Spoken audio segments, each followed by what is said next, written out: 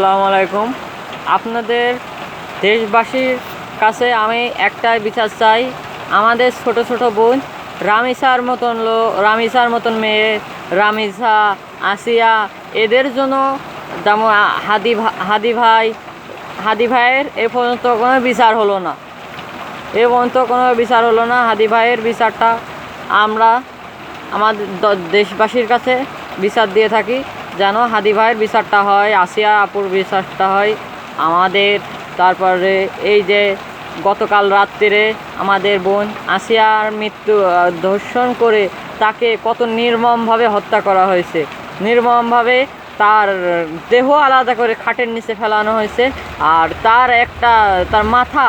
তার মাথাটা হচ্ছে আপনার বালতির ভিতর ফেলায় রাখছে। মাথাটা দেখতে কত ভয়ানক একটা রূপ।